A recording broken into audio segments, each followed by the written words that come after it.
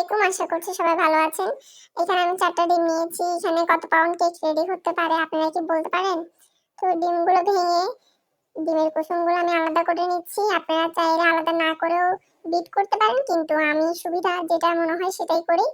তো এখানে ফোম করে নিয়ে এসে যে শুকনো উপকরণটা ছিল সেটা আমি 2 ধাপে অল্প অল্প করে মিক্স করব এবং প্রথমে চেলে নিয়েছি একবার, আবারও দ্বিতীয় লাস্ট বার যখন দিচ্ছি তখন আবার ছেঁকে দিয়েছি। তো বিটারে কাঁটা দিয়ে আমি মিক্স করছি, বিট করে যে কাঁটাটা ছিল সেটা দিয়ে আমি মিক্স করছি। আর ভিডিওতে দেখলে আপনারা বুঝবেন যে খুব তাড়াতাড়ি করছি, কিন্তু ভিডিও স্পিড বাড়ায় দেওয়ার কারণে বোঝা যাচ্ছে না বিষয়টা। আমি খুব ধীরে ধীরে এবং আস্তে আস্তে মিক্স করছি, কারণ এই মিক্সিং প্রক্রিয়াটাই খুব বেশি গুরুত্বপূর্ণ। এলো পাথারে যদি মিক্স করতে যান তখন কিন্তু আপনার ডিমের ফোমটা ডেবে যাবে আর কেকটা পারফেক্ট ভাবে ফুলবে না।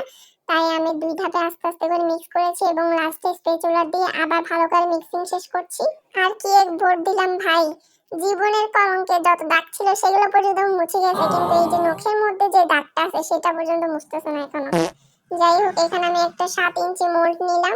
মোল্ডের নিচে অল্প কিছু তেল ব্রাশ করে এবং যে ব্যাটারটা রেডি হয়েছে সেই ব্যাটারটা ঢেলে দিলাম। আমার এই ভিডিওগুলো দেখতে আপনাদের ভালো লাগলে অবশ্যই একটা লাইক ফলো করে পাশে থাকবেন।